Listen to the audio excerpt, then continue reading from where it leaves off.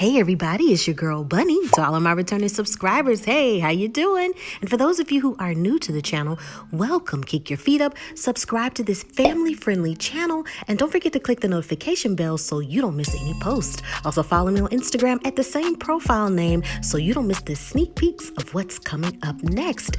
In this video, it's The Handmaid's Tale, Season 4, Episode 5, entitled Chicago. I give a recap of the entire episode with photos offset to the side, and then I give my review at the end. No need to dig around. I have all of the minute marks in the comments. It's all coming up next. June reminisces on the intimate times with her husband Luke as Janine and Stephen have sex. There's crashes and explosions that intrigue June to get up and see elements of war as firepower lights up the sky. People at the camp tend to some daily routines, and the camp member explains that some of the food they have won't get eaten because they need to trade. The shelf life might soon be near.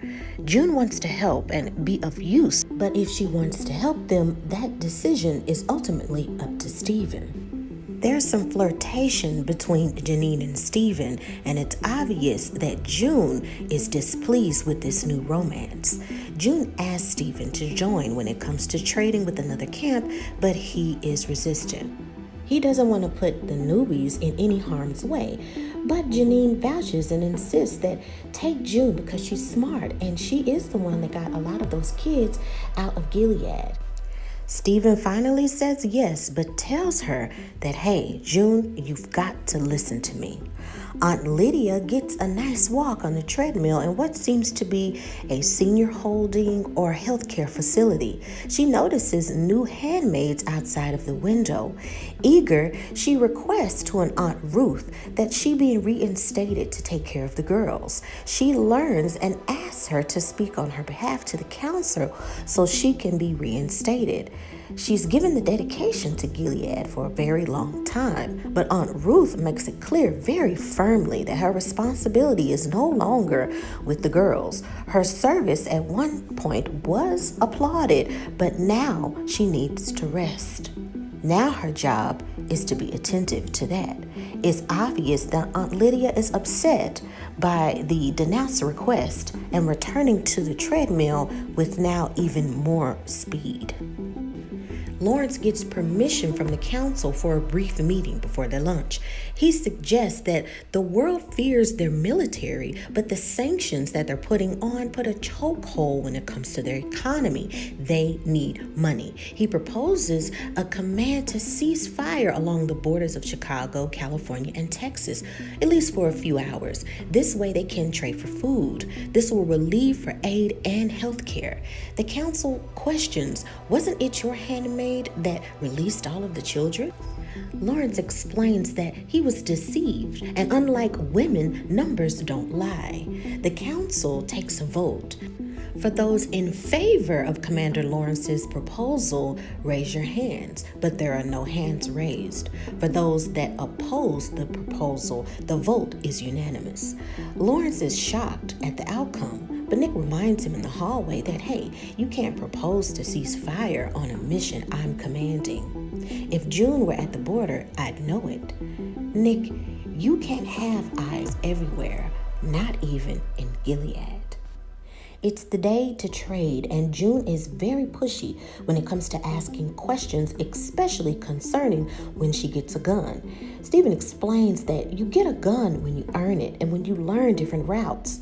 Janine reminds her that, hey, maybe you shouldn't be so pushy, and maybe we should trust Stephen because he's been leading this group for a while and knows what he's doing. They spot some deceased Gilead soldiers, which are in the works of a group called the Nighthawks. The last he heard, they were at an art institute or hospital. They must leave because the place may be soon crawling with Gilead soldiers.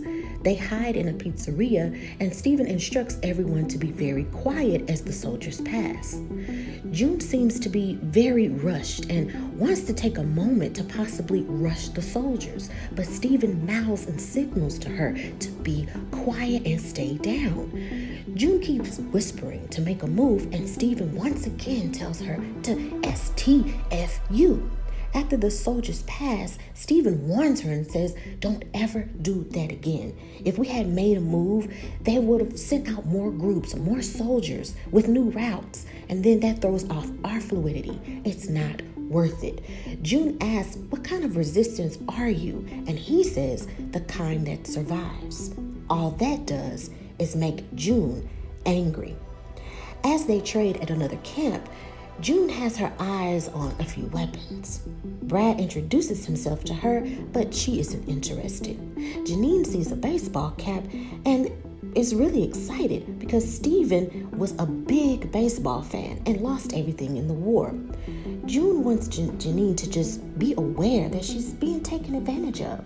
Janine doesn't think so and wants to trade her Gilead cloak for the hat, but the trade controller says no. June then later offers her cloak as well, and now the trade is final. Janine thanks June and says, "Hey, I'll even tell Stephen what you did."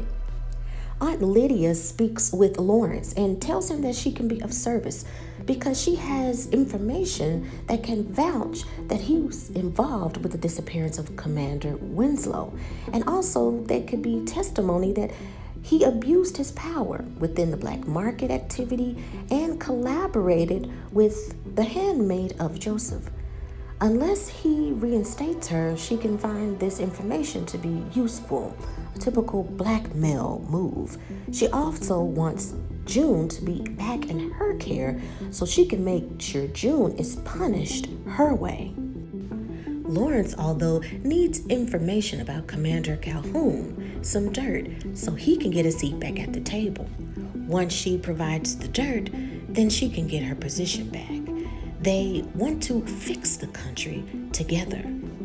June wants to find the Nighthawks, but Janine wants to stay and develop some sort of normalcy with Stephen. She thinks that her and June can be happy and have babies.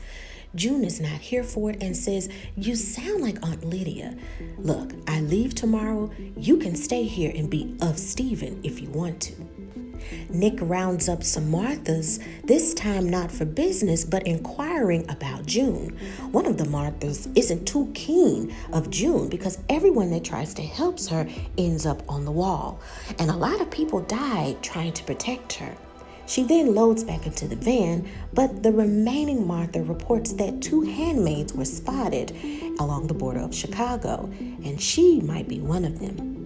Brad fills in June about how to navigate with the map, and June tells him thanks and says, "My name is June."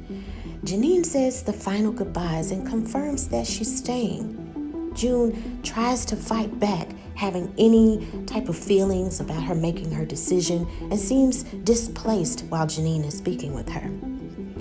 The angry vibes then collapse as they both hug and share tears. They tell each other to look out and be careful. Before leaving, Janine gives her the Cubs hat and says, "Take this to remember me." But June says, "There's no way I could forget you." Aunt Lydia takes great pride in being reinstated and again puts on the Gilead aunt uniform.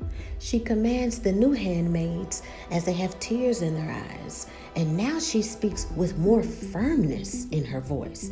She vows that none of them will ever walk alone again. June walks alone in the streets and observes the very keenly quiet surroundings. And we see a reminder of the returned Gilead cattle prod in her ear. She also hears footsteps other than her own and takes cover under a car. She's relieved to see that it's Janine, who reports that she feels safer with her. Remember, handmaids walk together. Nick says to Lawrence that he has some information that it's possible that June is in Chicago, and from now on, he'll make sure to back any future proposals. In the commander meeting, Nick wants to cease fire, and the council agrees. But, amongst other things, they want an aerial bombarded before the cease deadline, and they advise that they better get going on this mission. Pull out whatever Gilead soldiers so they won't be in the cross attack. It's obvious this is a blow to Nick, and Commander Lawrence knows it. Nick must also coordinate the attack. As June and Janine walk, it's still eerie silence, and the anticipated Gilead soldiers are gone. Something's not right. They know something's not right because at a lot of the Gilead posts, there's still food. If the Nighthawks were there and if this was their attack, they wouldn't have left the food. Now, definitely they know something isn't right. They look on and hear attack planes in the distance, and they try to run as far and as fast as they can, but they are caught in the crossfire. June later awakens from the rubble, disoriented. Once she gains some footing, she's calling out to Janine over and over again. Getting more footing, looking around, seeing more rumble and people trying to break out of the concrete, calling her name over and over again, but still there is no response. As she calls out, she pauses because instead of Janine's name, she hears June. She turns around and there's a foggy silhouette in the distance, but the image isn't quite clear until she hears her name again. June? And it's her dear friend, Moira. And that is the end of the episode. All right, you guys, now it is time for your favorite part of the video. That's right, my review of this episode. Another teary-eyed episode. It's just like, oh no, who's next? What's going on? It's like, am I watching the Game of Thrones again? Is it, a lot of characters that could just be gone at any minute? Like, should I just not emotionally attach myself to any characters from this point on? I think I'm learning my lesson on that. I think I'm seeing what's happening. Amazing writing. The cinematography was awesome. Once again, a lot of things with June that are upsetting a lot of people. Her missions, her goals, her things, putting people in harm's way, even hearing a lot of the anger from the Marthas, right? And them saying, well, F June, everybody that tries to help her, they end up on the wall, dead, something, like forget her. So will this have some pushback if she's captured again and sent back to Gilead? Like, it's going to be to the point where people like, I'm not even going to mess with you, honey. Like, you getting everybody in trouble. And will this set the tone with everybody that is in correlation with the mission, that's in correlation with the resistance, with Mayday? That's very dangerous if it gets to the point to where she's recaptured in Gilead and nobody wants to help her from that point on. Because a lot of things that she's done and accomplished is because of other people sacrificing their safety as well. Did you notice the major foreshadowing with the character Brad? Or whatever his name was, the guy that gave her the map? It seems like it's some big foreshadowing. The reason why I say that is because if you're on the run, the smartest thing is to never trust anybody and tell somebody your real name. The fact that we saw this character from the beginning of the episode, then wanted to introduce himself, then, offering a map, just, so eloquently. And she says, oh, and my name is June. From the plane attacks, we don't know if he survived or not. We don't know if he's going to be captured by Gilead soldiers or whatever the case may be, and he can report that, hey, I did see somebody named June. If that's the case, then they can go to Canada and say, or not Canada, they can go to the people that are in the Chicago, right, area who's over control of that and say, hey, we know and we have proof and we need to know the survivors that you have. That person belongs to us. I'm just throwing out some hypothetical storylines that could happen. It just seemed like it was just a foreshadowing little signal that we're gonna see that guy again, because his input, he seemed like he was just dropped in the episode for a reason. And I think that's going to come back on June so hard. So I'm really nervous about that. Also, Lawrence, he seems like he's getting a little bit more cocky. And now that his power grows, will Aunt Lydia end up on the wall? Because remember that she mailed him in order to get the position back. He also knows that she knows information. When it comes to war, when it comes to him getting his position back, he can care less at this point. He's just thinking about getting in cahoots with what his original plan was to get, quote unquote, this country back on track and making it the way it was. Is really, really dangerous. We also got a hint of that when the council voted on them having the airplane attacks. Nick gives him this look like, dude, we just talked about, we wasn't going to, do this and this and this, but you're doing it. And, Lawrence kind of had that vibe like, well, that sucks. We still got to do this because he's focused, right? He's focused on ceasing the fire.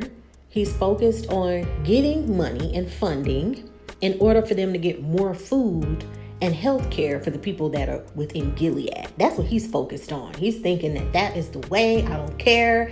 Let's just get there. That's going to come back. Will this be a moment for Nick to say, okay, I don't trust him now? Or what? Because that power has shifted. It was Nick helping him out. Now that he's back on the council with everybody else, is he a threat to Nick? Is there a threat to Lawrence telling everybody Nick's business? Will Nick end up on the wall? It's too much.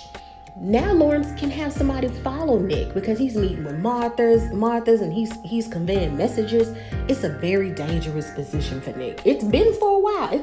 But you gotta think Lawrence is just like so on this. And it's obvious that he's talked to the other commanders because Nick didn't even have to bring up the proposal that he mentioned earlier. It's obvious that Lawrence talked to them even before that meeting and that they were already convinced because Nick was just like, weren't you so against the proposal and now, you're thinking that you like it now? So it's obvious. It's showing us foreshadowing with that Lawrence's power is very dangerous to Nick because he got all of the other, men to agree with him before the meeting. So foreshadowing, something's going to happen with that. When June walked into the abyss of nothingness, it reminded me of the character Rick from The Walking Dead when he walked into the city on the horse with all the guns, thinking he could just go in all willy-nilly and, conquer the world. I knew something was happening because it reminded me of that scene from The Walking Dead, like, oh, something is about to go down. And I'm just like on the couch thinking as I'm watching this, now, June, if you're trying to be in, kind of like secretive with you walking right in the middle of the street with a hat on, you all obvious and everything. You can't walk along the lines of the building, sneak behind the cars. You just out in the open in the street. Like, come on now, that's the area of a war. There could be soldiers around. It's this privileged, no fear because I can get away with it energy that she experienced of, I can just walk in the middle of the street and I got this, I'm in Disney World and everything's just a-okay. And like I said in the last review, when will June get the reality check that not that she's purposely using people, but it's gonna have an aftermath. The end of this episode of June waking up disoriented from the attack and in the rubble and Janine being gone, it just my heart dropped again because I'm like, oh man, not her. Like, are you serious? There's this gleam of hope that maybe she's okay. Maybe she came to before June and couldn't find June. There's not really any evidence yet that she's gone. Highly likely that she is because, it was a bomb attack. But it's just sad. Very, very happy note, though, that she was able to see her friend after all of those years. Now it's that big question mark of what's next. Where are they going? Did that team get some sort of alert that maybe that there were people in danger and let's try to hurry them to get to Chicago and try to save as many people as possible? Like the question mark of how they got there, how Moira and a lot of other people got to that specific location. I hope we figure that out and we get that information in the next episode. This is the stuff that I wanted. I've been saying this, like, oh, this is the stuff that I wanted, and getting more information of how things look outside of Gilead, and we're getting taste of that. I also predicted that in last season's reviews, I said the way to capsule Gilead is resources. I mean, if you've read any books about wars or strategies of wars, or the art of war and strategy and psychological warfare, it's food and health. If you can cut off or strangle supply when it comes to taking care of yourself and having some sort of subsistence, you can collapse and you can implode a giant over time. And that's what Gilead is experiencing. The resources are not there. People are sick. It's this giant slowly starting to fall. If it happens to where this ceasefire opens some borders and relieves the fear of Gilead's military, then Gilead will become even more dangerous, because now they have the opportunity for the borders to be open and to go to other people and other areas to compromise funding for their ideas. And that's what we don't want. Like, that's what you don't want. I'm very anxious to see the rest of the world and how it looks. I know that I read in the comments, I can't remember who it was, but they said that I read somewhere that Handmaid's Tale is supposed to go for 10 seasons. Oh, no, honey. I hope that it doesn't go for 10 seasons. I'm drained in this season to season 4. Y'all gonna take it to 10? Oh no, I can't, honey. I can't. Maximum season 6, maximum 5 or 6. Things can be wrapped up pretty well in just one more season, because we're not even mid-season yet. Okay, so if you think about this season maybe having 10 to 12 episodes, that's a lot of information. And if you think one more season of 8 to 10 episodes, you can summarize all of this. I hope they don't go 10 seasons. If it goes 10 seasons, at some point I'm going to tap out, y'all. I just can't. I'll get exhausted, just like I did with Walking Dead. It's just the same repetitive stuff over and over and over again. If it goes to a season 6 will probably be how the war is starting to come to a close, and showing the glimmers of hope of how life will be afterwards, because war is just not an on and off switch. There's this long processes and beliefs and systems that are still lingering and are still there. I mean, it's the year that it is now, and there's still sediments of how people feel from World War II, right? So come on, there's just a lot of stuff with that. So season 5 should just be really giving us insight of how people outside of Gilead, who've experienced Gilead, how they are living their lives and how they are participating and planning for taking down the giant of Gilead. End of season 5, the world view and how they're participating, maybe in their plans, and maybe season 6 being the fall of the giant, because Gilead is powerful where in the places that they are. Let me know what you think about that foreshadowing, because I definitely think that character Brad, I definitely think the insights with Lawrence is foreshadowing. We saw a different silver metal emblem on his jacket, showing set design, costume design foreshadowing. You see that a lot in series. Whenever you see a character's attire change, whether that be in color or a more demanding, dominant color, something's about to happen. And that's what we saw with Lawrence. His jacket looked completely different. So, see that shift. We saw that in Game of Thrones. You know, when Queen Cersei put on that black, it was like, oh, she about to go in. Then when she cut her hair off, you know, after she got her hair cut off, you know, by that crazy institution, and she came back and she put on all the black and had the jewels on the bra. So, she's about to go ham. She's about to lose it. You know, so costume changes, you know, different colors. We see that in Star Wars. If you're wearing black, if you're wearing beige, if you're wearing red, you know, all of this stuff is changing. So we're seeing little pieces of that in this series. So foreshadowing, it's about to be a major season shift. I think and I predict I was not wrong with last season. I think I'm right with this one. Let me know what you think. Subscribe, like this video. Don't forget to tell family and friends about this family-friendly channel. Make sure you follow me on Instagram at the same profile name, officialbunne_E. Subscribe, comment below. Remember, we can agree to disagree, and also you can agree to disagree with other comments as well. Let's just remember to respect one another in the comments. I always make sure to respond to everybody in the comments, whether we agree or disagree. I just love seeing people's guesses and comments, whether it has to do with my recap, the review, the episode, anything. Until then, get ready. Check out some of those other shows in the pinned comment below. Check those out. We also have a lot more shows coming, you guys. And in the meantime, take care of yourself and each other. Until next time, if you just came here for the Handmaid's Tale, I'll see you next week. Bye.